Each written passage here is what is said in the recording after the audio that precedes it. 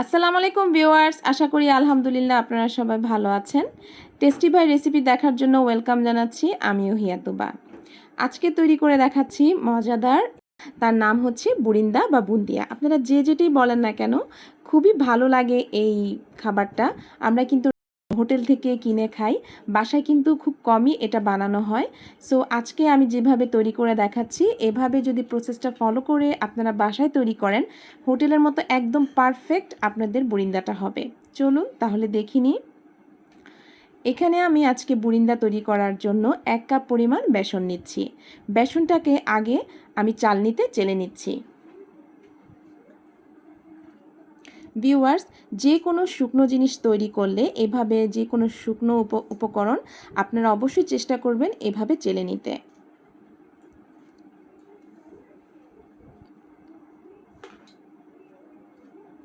দেখতে পাচ্ছেন এখান থেকে কিন্তু অনেকগুলো ময়লা বের হয়েছে, সো এটা ফেলে দিচ্ছি। এবার বেসনের মধ্যে অল্প অল্প পরিমাণ পানি দিয়ে বেসনটাকে ভালোভাবে গুলিয়ে নিচ্ছি। পানিটা কিন্তু একবারে বেশি পরিমাণে দেয়া যাবে না, অল্প অল্প করে দিয়ে ভালোভাবে মেখে নিতে হবে।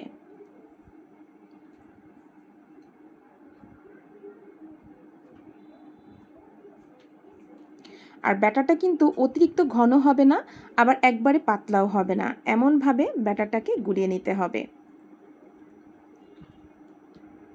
দেখতে পাচ্ছেন আমি অল্প অল্প করে পানি দিয়ে ব্যাটারটাকে গুলিয়ে নিচ্ছি।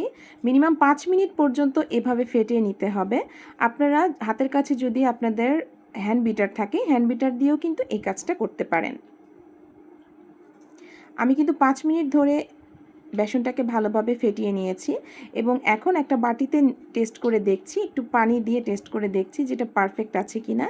দেখতে পাচ্ছেন ব্যাটার 1 ফোঁটা পানির মধ্যে দেওয়ার পরে কিন্তু সেটা ডুবে থাকেনি, সেটা ভেসে উঠেছে। তার মানে ব্যাটারটা কিন্তু একদম পারফেক্ট আছে। আপনারা বারবার এটাকে ভালোভাবে ফেটিয়ে, বেসনটাকে ফেটিয়ে তারপর পানির মধ্যে দিয়ে এভাবে টেস্ট করে দেখবেন। ব্যাটারটা পারফেক্টভাবে গোলানোর পর দিয়ে দিচ্ছি বেকিং সোডা। আমি এখানে এক চা চামচের 4 ভাগের 1 ভাগ পরিমাণ বেকিং সোডা দিয়েছি, দিয়ে আবার একটু ভালোভাবে গুলিয়ে নিয়েছি। এবার আমি আলাদা করে 1.5 চামচ করে 2 বাটিতে আলাদা করে একটু তুলে নিচ্ছি। এই কাজটা আমি করছি কালার মেশানোর জন্য। আমি ব্যাটারে আজকে বুরিন্দাটা 2টি আলাদা রং দিয়ে তৈরি করব। আপনারা যারা রংটা পছন্দ না করেন বা রংটা না দিতে চান, তারা এই প্রসেসটা স্কিপ করতে পারেন। আমি একটা বাটিতে লাল রং দিচ্ছি এবং আরেকটা বাটিতে দিচ্ছি সবুজ রং। ভালোভাবে মেখে নিচ্ছি। রংটা কিন্তু ভালোভাবে মিশিয়ে নিতে হবে, কোথাও যেন চাকা ধরে না থাকে বা আলাদা রং না থাকে। দেখতে পাচ্ছেন আমি ভালোভাবে গুলিয়ে নিয়েছি। এবার চলে আসলাম বুরিন্দার শিরা তৈরি করার জন্য। 1 কাপ পরিমাণ বেসনের বুরিন্দার জন্য 1 কাপ পরিমাণই চিনির প্রয়োজন। আমি 1 কাপ পরিমাণ চিনি নিয়ে নিয়েছি। আপনারা মেজারমেন্ট কাপে যদি এটা না মেপে নেন বা যে কোনো পাত্রে মাপেন না কেন, বেসন যে পাত্রে মেপে নেবেন সেই পাত্রেই কিন্তু চিনি এবং পানি মেপে নেবেন, তাহলে পরিমাণগুলো সব পারফেক্ট থাকবে। আমি এখানে 1 কাপ পরিমাণ পানি না দিয়ে 1 কাপের 4 ভাগের 3 ভাগ পরিমাণ পানি এখানে দিয়ে দিচ্ছি। ভিউয়ার্স, আপনারা অবশ্যই উপকরণগুলো খেয়াল রাখবেন এবং এভাবেই কিন্তু বুরিন্দাটা পারফেক্টভাবে তৈরি করবেন। এবার চুলার জালটা জ্বালিয়ে আমি চিনিটা একটু গলিয়ে নিচ্ছি।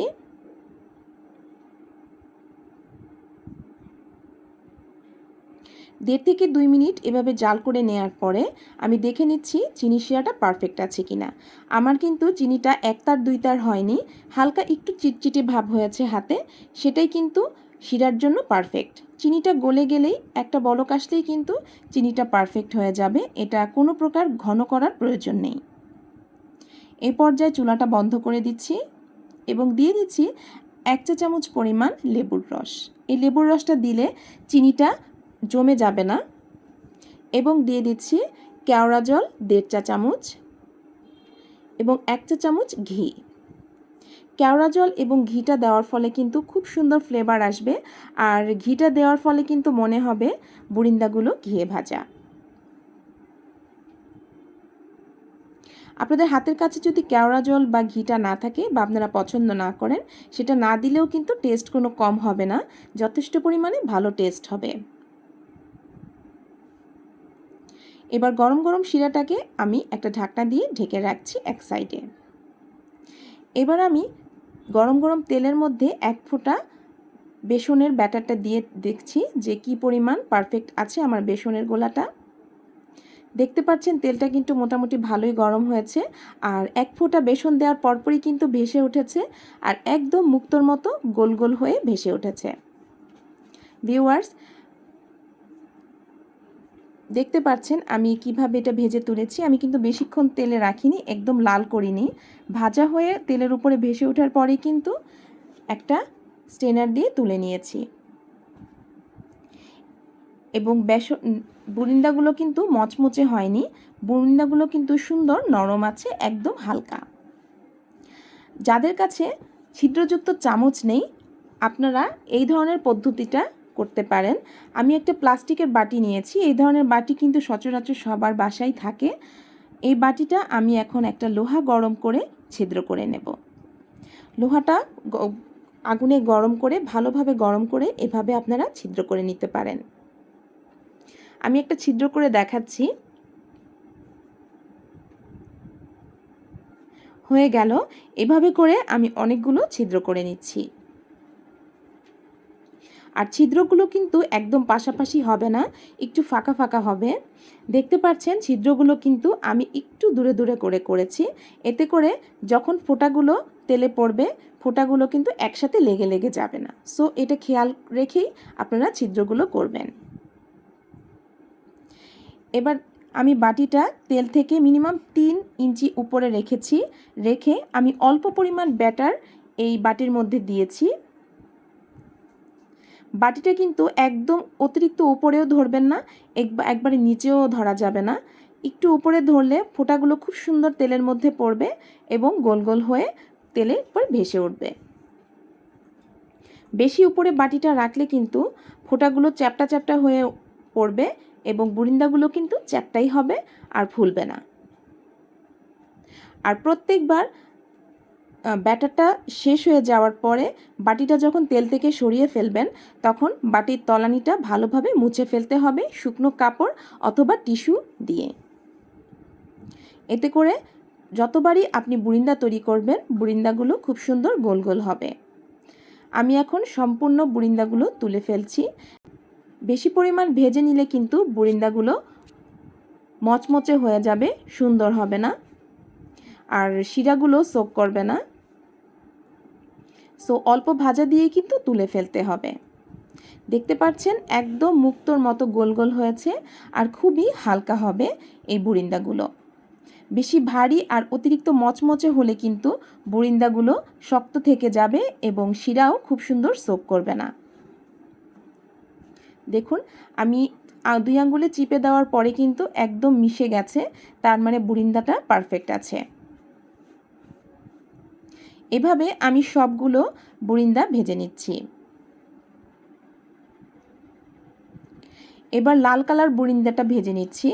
অন্য কালারের বুরিন্দা তৈরি করলে আপনারা অবশ্যই যে পাত্রে এই ব্যাটারটা দেবেন সে পাত্রটা কিন্তু ভালো করে পরিষ্কার করে নেবেন। তা না হলে কিন্তু 2 কালারের বুরিন্দাটা মিক্সড হয়ে যাবে।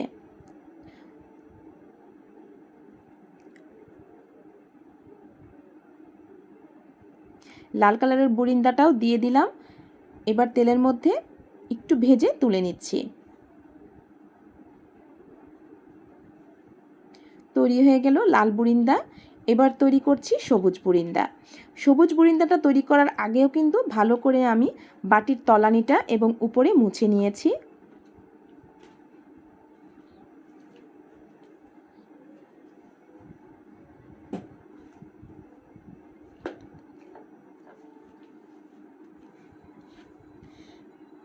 ভাজা হয়ে গেছে এবং সবগুলো বুরিন্দাই কিন্তু এখন ভাজা হয়ে গেছে।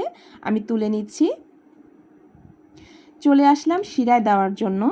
এখানে আমি যে পাত্রে শিরাটা জাল দিয়েছিলাম, শিরাটা আবার একটু গরম করে নিচ্ছি।